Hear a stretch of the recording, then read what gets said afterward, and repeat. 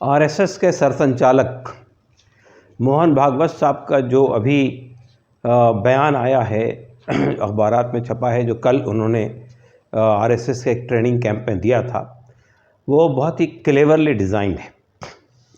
एक तरफ वो ये कह रहे हैं कि अब हर मस्जिद में शिवलिंग निकालने की कोशिश नहीं होनी चाहिए। अलबत्ता ज्ञानवापी के बारे में उनकी राय ये है कि ज्ञानवापी का इशू पुराना है और उससे हमारी परंपरा जुड़ी हुई है। जो इन्वेडर्स आए थे उन्होंने यहाँ मस्जिदें तोड़ी है ताकि यहाँ की हिंदू आबादी को डीमोरलाइज करें।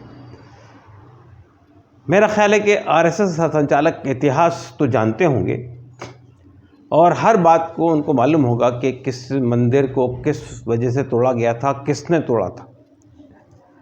और मस्जिदें जो है वो किसी मंदिर के ऊपर नहीं तामीर की गई, ये बात भी वो जानते हैं। और जो बाबरी मस्जिद पे सुप्रीम कोर्ट का जजमेंट है उसने ये बात क्लियर कर दी। बाबरी मस्जिद के बारे में भी ये बात कही जा रही थी कि राम मंदिर को तोड़ के मस्जिद बनाई गई। सुप्रीम कोर्ट ने अपने फैसले में बहुत साफ तौर पे ये कहा है कि बाबरी मस्जिद किसी मंदिर को तोड़ के नहीं बनाई गई, इसका कोई सबूत नहीं मिला। तो ज्ञानवापी के बारे में जो मूवमेंट लॉन्च हुई है उसको एक तरह से वो जस्टिफाई कर रहे हैं और वो कह रहे हैं कि ठीक है, अब जो कोर्ट का फैसला होगा वो हमारे लिए काबिल कबूल होगा। ये बात पहले भी कही जा सकती थी, लेकिन पहले ये बात नहीं कही गई। हम हर हाल में राम मंदिर लेंगे। अब इसके साथ साथ वो ये कहते हैं कि हमारा कोई ताल्लुक़ जो दूसरी मंदिरों पर दावे किए जा रहे हैं उससे नहीं है, उससे अपने आप को डिस्टेंस कर रहे हैं।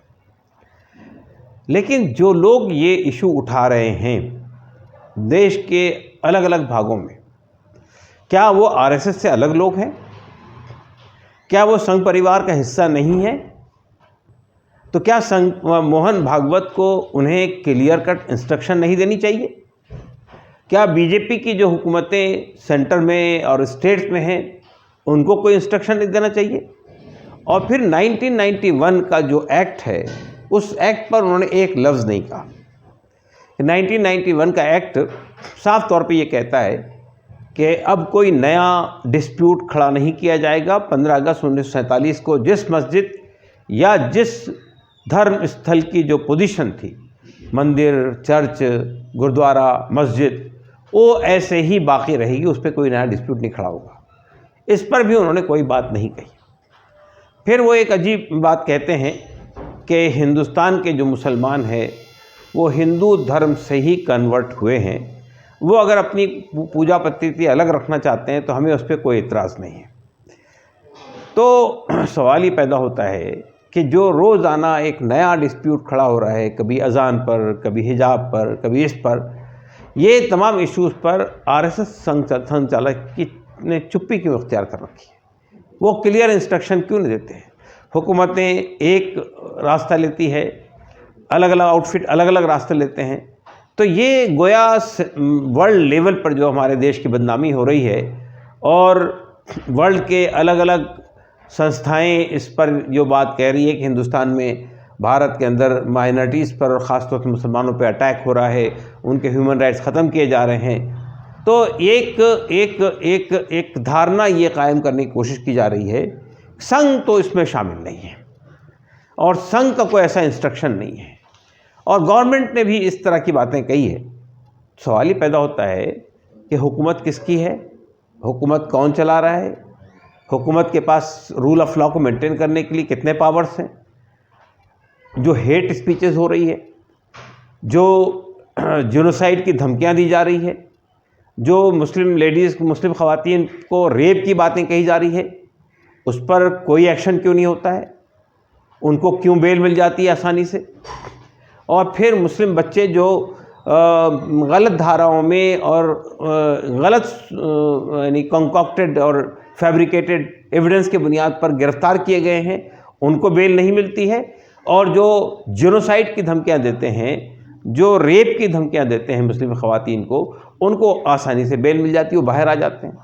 तो ये सब चीज़ों पर आरएसएस के सरसंचालक ने चुप्पी क्यों इख्तियार कर रखी है? उन्होंने अपनी बीजेपी की गवर्नमेंट को, सेंट्रल गवर्नमेंट को या स्टेट की गवर्नमेंट जो हैं, उत्तर प्रदेश की, कर्नाटक की, उसको क्यों इंस्ट्रक्शन नहीं देते हैं कि वो इस तरह का काम ना करे? तो मैं ये समझता हूँ कि ये जो डबल स्टैंडर्ड है कि आप पब्लिकली एक बात कहें और ये समझाने की कोशिश करें कि हम तो बड़े सेन एलिमेंट हैं, हम तो बहुत साफ़ सुथरे लोग हैं, हम तो देश के अंदर सद्भाव चाहते हैं, हम तो देश के अंदर भाईचारा चाहते हैं, लेकिन ये दूसरे लोग हैं कर रहे हैं। वो दूसरे लोग कौन हैं? वो तो आपके संघ परिवार का पार्ट है। उनको वो भी आपसे ही प्रेरणा लेते हैं, वो भी आपके ही इंस्ट्रक्शन फॉलो करते हैं, तो उनके लिए क्यों इंस्ट्रक्शन नहीं है?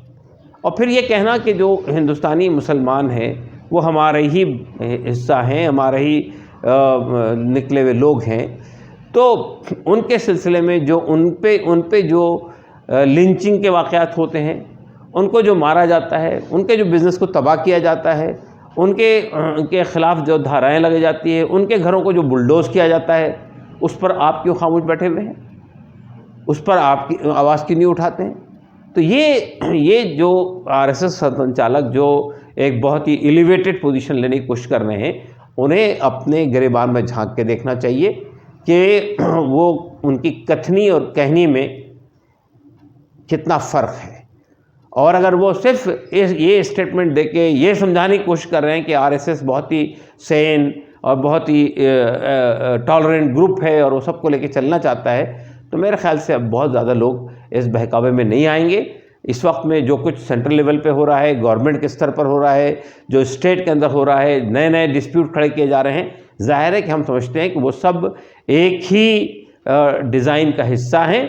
अलबत्ता अलग अलग लोगों को आपने अलग अलग कार्य सौंप दिया है कि वो ये काम करेंगे, आप ये काम करेंगे, वो एक तरफ तोड़ेंगे, आप दूसरी तरफ एडवाइस देते रहेंगे। ये सिलसिला चलता रहेगा, लेकिन बहरहाल हमारे देश के लोग अब इतने आसानी से बहकावे में आने वाले लोग नहीं हैं।